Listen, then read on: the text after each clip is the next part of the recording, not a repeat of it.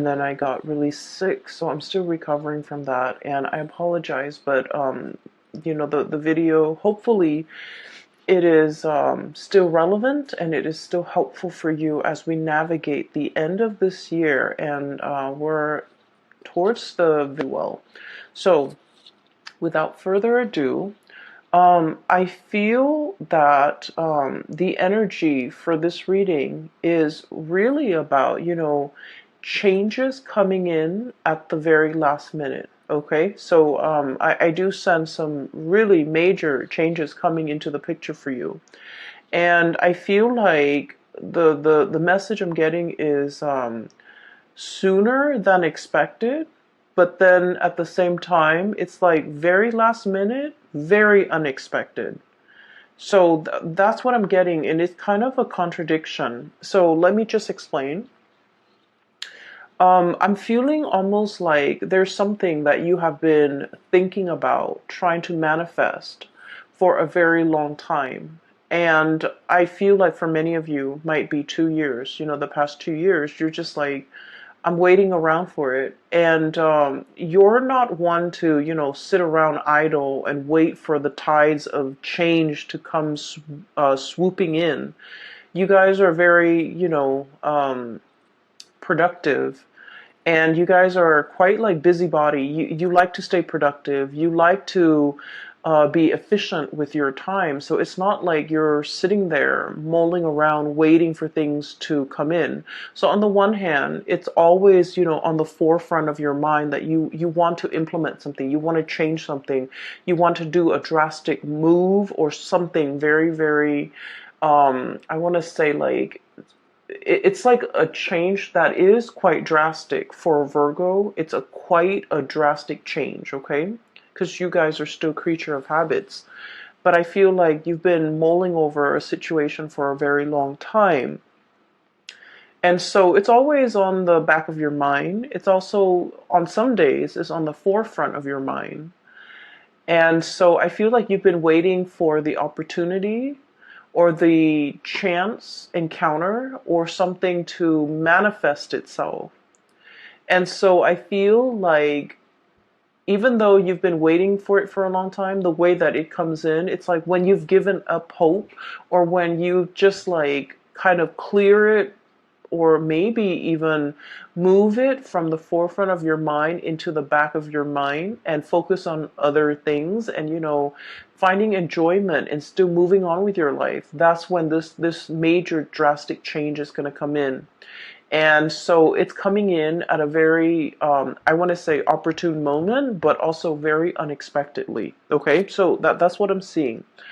Um, I saw two images for you, and I feel like the first image is definitely in relations to your love life. The second image is other things that are, you know, that it might have to do with this change. So let me just relay the first information first, and then we'll talk about the four cards, because it seems like the reading is split this way. So first of all, I see this man. He's wearing a coat. It's like autumn. He's at a park. It looks like Central Park. It looks outdoorsy. Lots of people around, but not so much that it's crowded. There are a few pigeons on the ground. And he's wearing like a brown coat. He looks very handsome. Like he's, you know, probably 35, 40 at the latest. And he has like a little Ziploc bag of like breadcrumbs. And so he's kind of casting it onto the ground, and the pigeons are like pecking at it. And so he's doing this. He's in a very calm state, but he's thinking about somebody. Okay. It looks to me like, you know, he's on his lunch break, taking a walk, feeding the pigeons, or maybe he finished his sandwich and there are breadcrumbs in that bag, so he's feeding the pigeons. But either way, he looks like he's in an office type of a work environment, because he's dressed like, you know, loafers and slacks and a shirt without a tie, and a brown coat, like a brown trench coat. And so he's thinking about somebody else. He's thinking about somebody. And so the scene kind of splits in half, and there's another image. While he's feeding, there's another image of a woman. She's really pretty. She has blonde hair, and she has a mole, a very distinct mole on the bottom, I want to say right. Yeah, it would be the bottom right side of her chin. You know, like it's a small speckled mole, but it's very distinct for some reason. She has like red pinkish lipstick on. She's in the kitchen. She's wearing an apron. She has blonde hair. She's very young, like probably around the same age. She's cooking a pot of soup. So a really big pot of soup. And she's tasting it from a ladle, and she's adding a little bit more seasoning, salt, pepper, whatever it is. And then she turns off the stove, like it's ready, so she turns it off. And she's looking at the stove, then she looks at her living room, and she's alone, you know, in this house, in her space. And she's kind of thinking like, you know, this is such a big pot of soup. I hope I wish that that other person were here to enjoy this food with me. So it seems like there is a situation where the two of you might have been broken up. I do see, you know, the split scene as in two people that miss each other, that long for each other's company, that's heavily thinking about one another.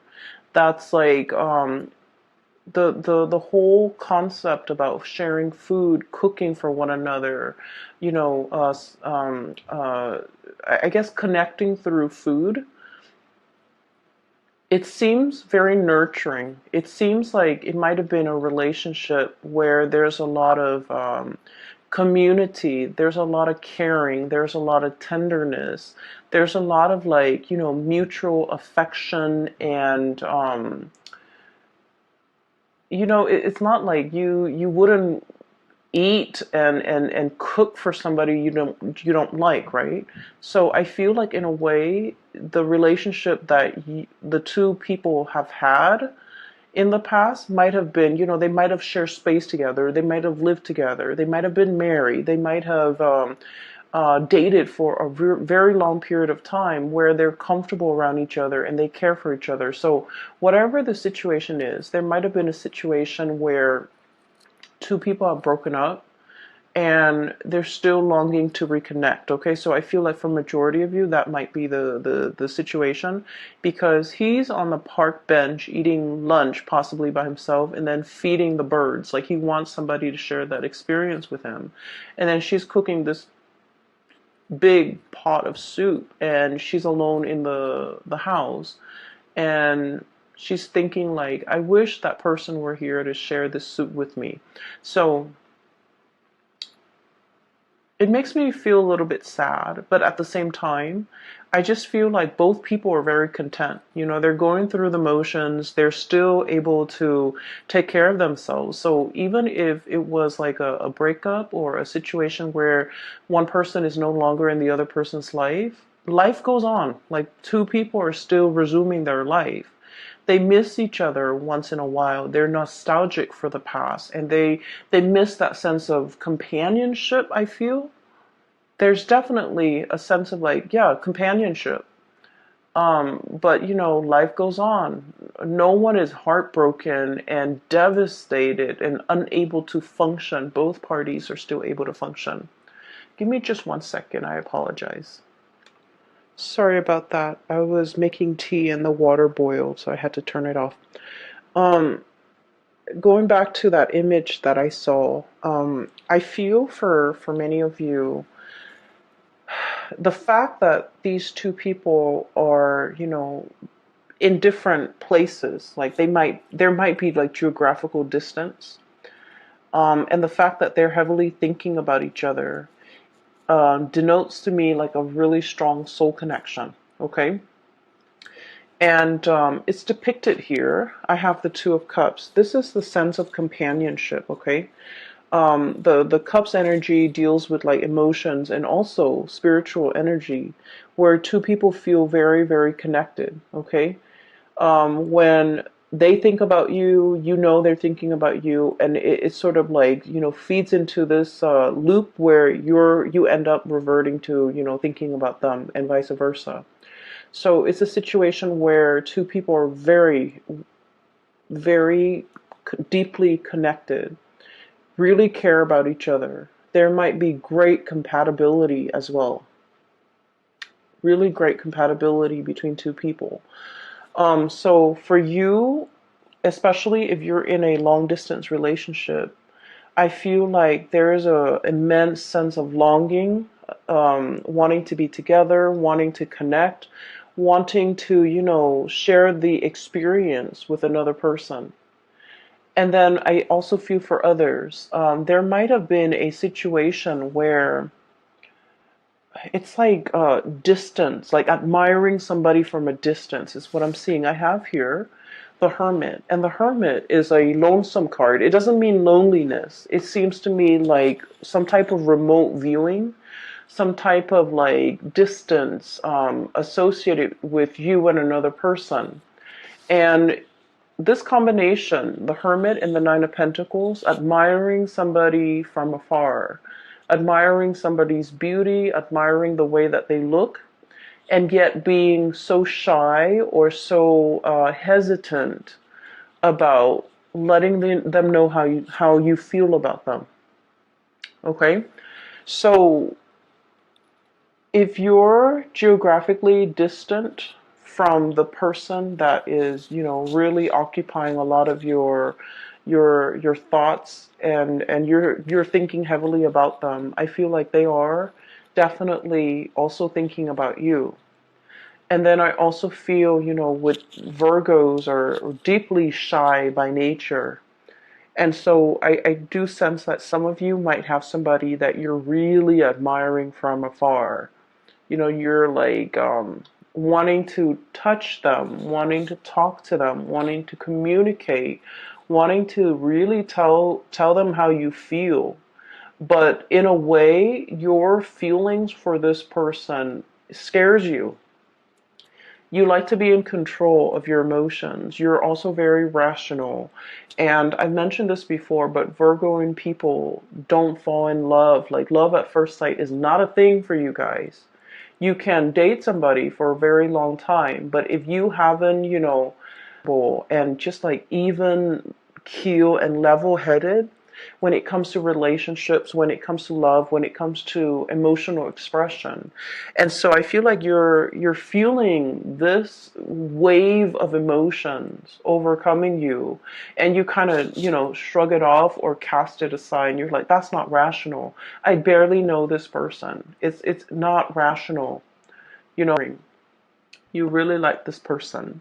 They're very independent. I'm getting a feeling of like somebody who might be, let me see, like somebody who's quite exotic, who um, there's something unique about them. So the woman with the mole on her face, it's coming out. It's near her chin. So like, I feel like you're dealing with someone who's not stereotypically like, it's not somebody that everyone would consider like classically beautiful or classically handsome. But for whatever reason, there's something about them. They have charisma, they have stage presence, they have magnetism.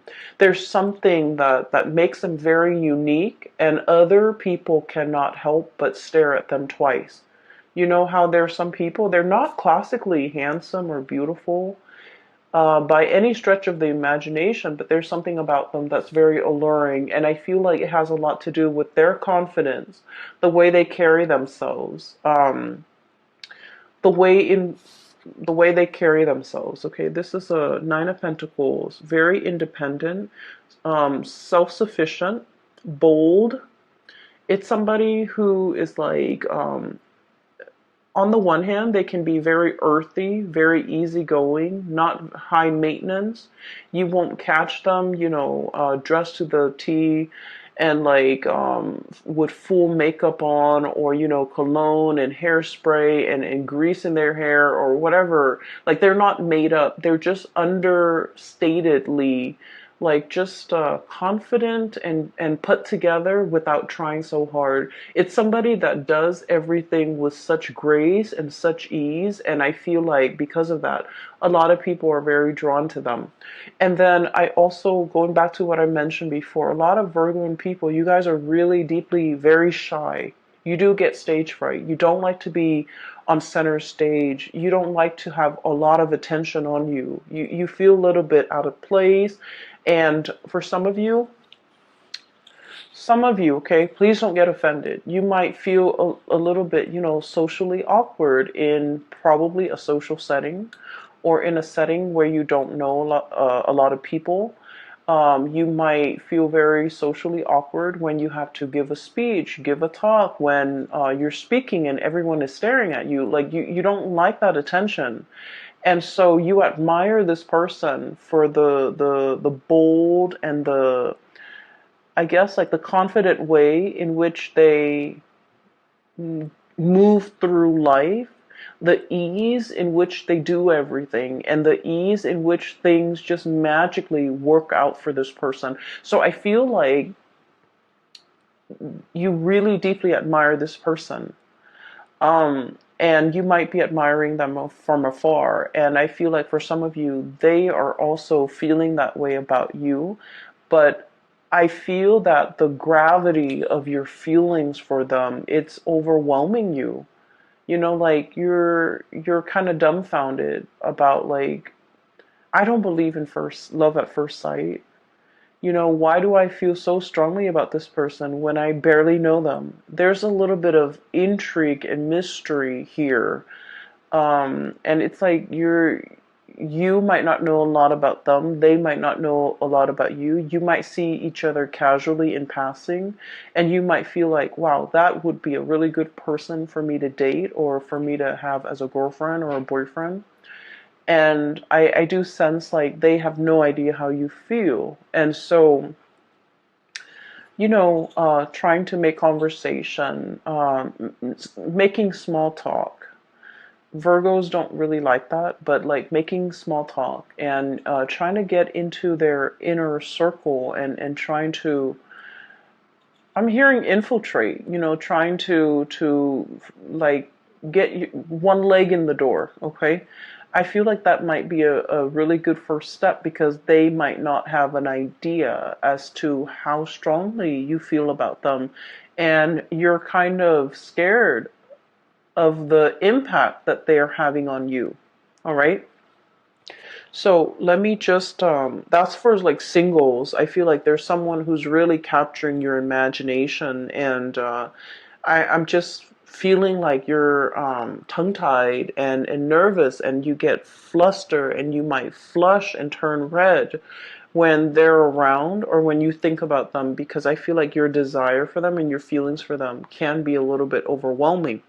Okay, so that's for singles. Um, I'm feeling as if, for those who are in a relationship, okay, if you're together with somebody, you and your partner have like you're kind of like at a major crossroads, not because of the relationship, but you're planning to make some major moves, okay? Make some major moves. And I feel like for some of you, we have here the Two of Pentacles. And the Two of Pentacles is about juggling jobs, juggling responsibilities, trying to figure out, do I stay here where it's stable, or do I go somewhere else? And I feel like this decision, you're trying to think of it's like it doesn't exist in a vacuum. You're not making this decision alone. There's inputs from your partner. There's considerations from your partner that's like coming into the picture. And so like you're trying to make all the pieces fit. Okay, and that's going to become a little bit more apparent when I talk about the next image that I see.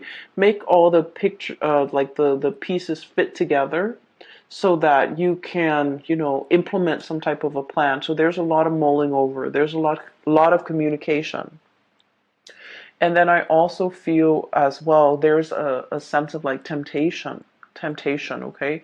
You might be in one relationship and you're captivated by another person, okay? I'm seeing a lot of like earth and water. So like another earth sign, Virgo, Taurus, Capricorn, and water sign Pisces, Cancer, Scorpio. So you might be in a relationship with one of those signs, and then you're like fascinated or interested in another person. Okay, and so you're trying to figure out what course of action to take, what you should do. Do I stay in this relationship or do I jump into another relationship? So I feel like there's a lot of relationship energy, really just occupying a lot of your mind space. Okay, and you're very good at compartmentalizing. When you're at work, you put on your work hat, and then everything else that's not work related kind of falls away. And then when the work day's over, you take off that hat and then you go home, and that's when you think about all the other areas of your life. So you're very able to compartmentalize. But I do feel there's relationships, um, thoughts of relationship, decisions about relationships and things like that might be occupying the majority of your time for this month. So that's what I'm seeing here. The second image that I saw is I see this jigsaw puzzle. It's a scene of like a tsunami, like an ocean, waves coming in. Not like a giant tidal wave, but it looks almost like those Japanese, pictures of like tsunamis, like ocean waves, okay?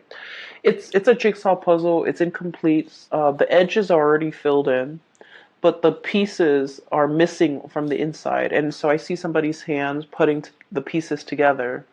And the person finds this piece, and the color scheme is very, very similar to something that's part of the wave over here. The color scheme is really similar. So you know how when you do jigsaw puzzles, the strategy is do the edges and then group all the pieces together that have similar color schemes and then go from there, right?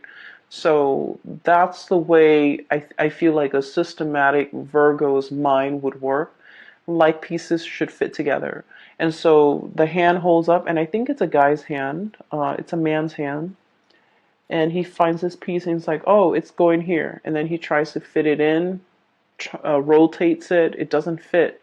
And he was all like, but it has to. The colors are so similar. And so he puts it down and he was like, maybe there's something wrong with the laser that were used to cut the pieces. So he starts, turns his hand into a fist and starts like pounding on it to make sure it fits. But sure enough, it doesn't fit. And so he puts it aside, and you see it in fast motion where he finds pieces and everything's filled in, and at the very end there's one piece missing, and then he goes, oh, that piece that I put aside, now it goes here. And then the scene just kind of cuts out. So what I'm seeing here, like I mentioned before,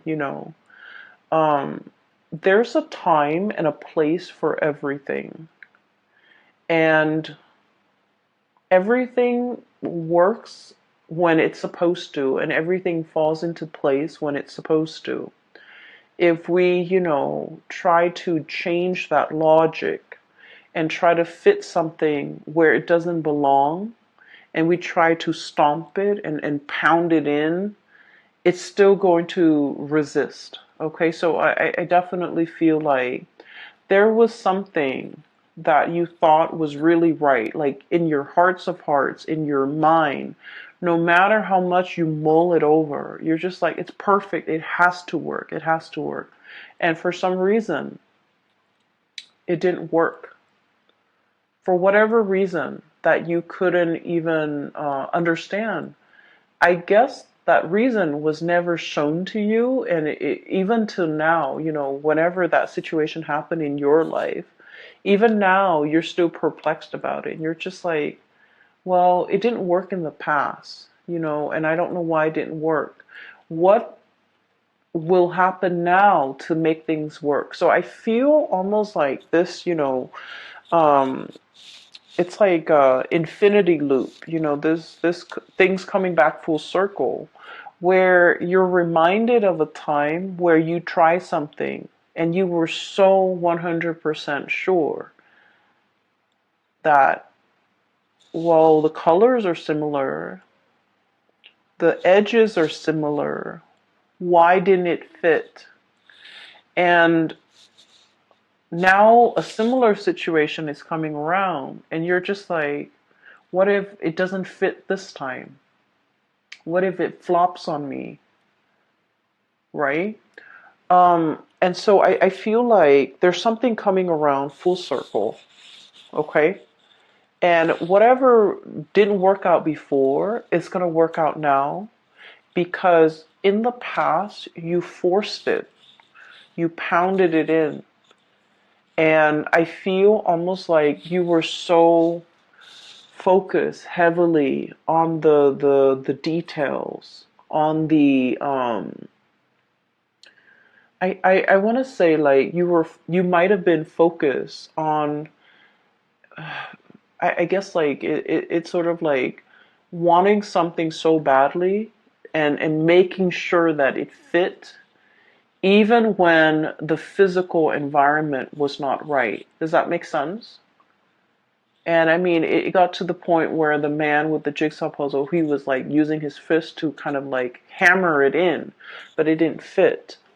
And so they're telling you, whatever that situation was, that made you feel like you doubted your intuition, you doubted your judgment because you were so sure. Whatever it was, it's coming back around. And now you're in a much better space where you're not trying to make things fit, where you're not trying to force things, where you are operating from a place of wisdom and allowing.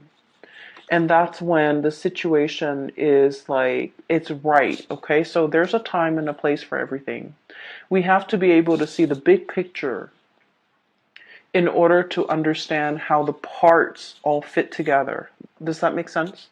And the reason I say that is you have some two cards here that are back to back. Five of Swords, and then the Six of Swords. I'm sorry, Five of Wands, excuse me, and then the Six of Wands, okay? So, oh, I'm sorry, this is the Five of Swords. So, the Five of Swords is a situation where we're kind of like arguing, bickering, and the sword energy denotes communication, thought processes, mental processes that might have been faulty, where no one is really getting a word in. Everyone is bickering. Everyone is trying to, be right, trying to prove that they're right. And with the five energies, five indicates some major turning point, some major change, okay? And then we have here the Six of Wands, which is a victory. There's a situation here in the past, it was punctuated with a lot of conflict, with a lot of faulty reasoning, with a lot of just like, I believe this, even though I haven't really done the research, I still believe this. You might have been dealing with people like this in your environment, where the energy that they kick up around them was like a repellent for good things to come. Okay? There might have been an environment that you were in where, let's say this, okay? A lot, if you're like ever walking or running on a dirt path, right? If you're running or walking on a dirt path, with every footstep or with every step, it kicks up a little bit of dust, right?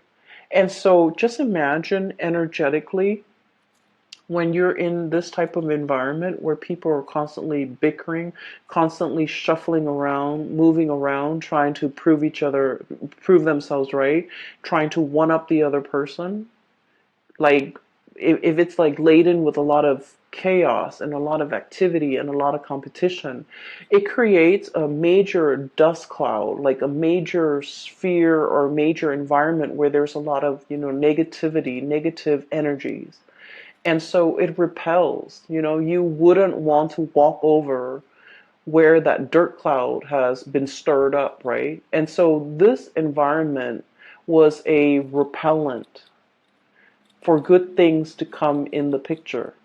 And so whatever it was that you were trying to do, I feel like it flopped down. It didn't have a lot of support. It just couldn't see the light of day. It couldn't rise above the dust cloud. Okay? So I'm a little bit inclined to say that the people you might have had around you might not have been good for your growth. The and work environment and the colleagues or the energies just surrounding the work environment was not conducive for good things to attract good things or to even be in alignment with you.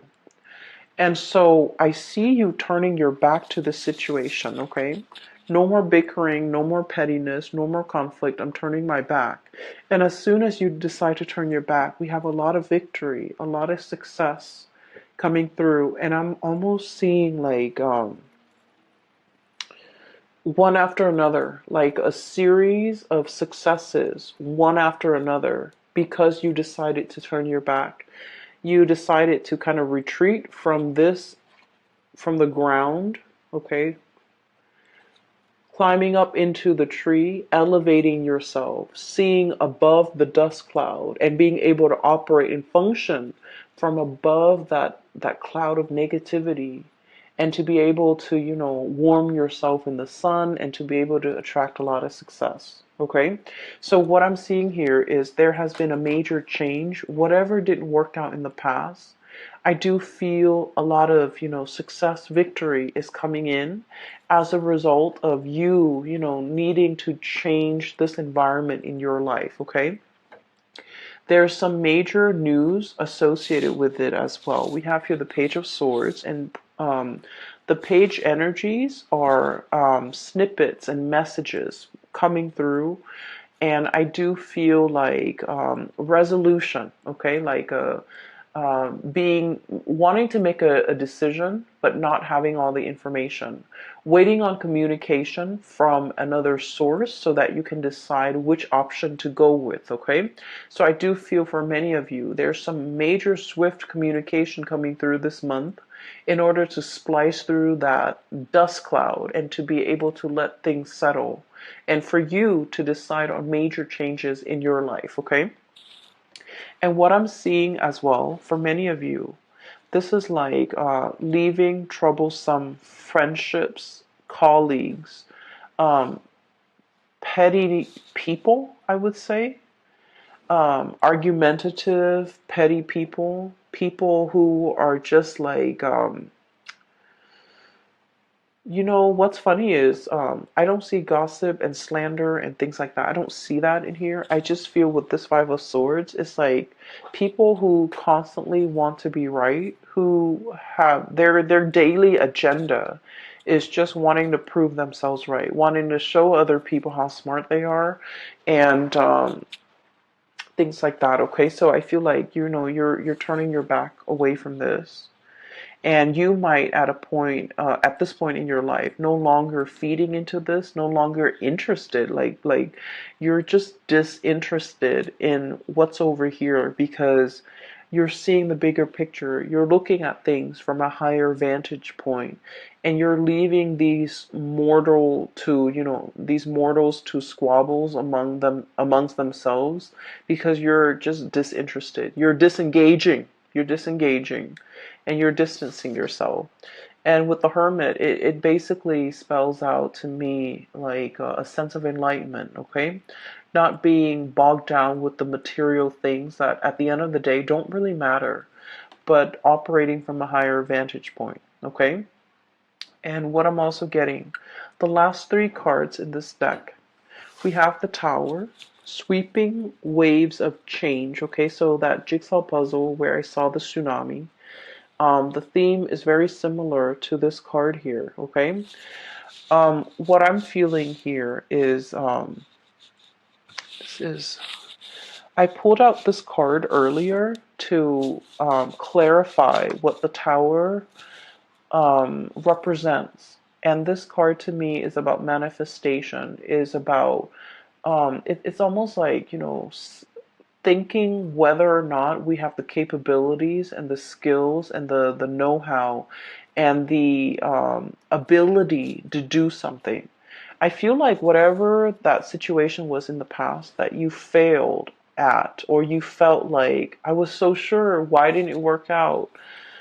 It made you doubt yourself. I feel like it humbled you, but in a way, it made you feel like you doubted yourself. It made you feel like you couldn't manifest. It made you doubt your capabilities. And so, what's coming through in the process here is you have a lot of skills and a lot of talent.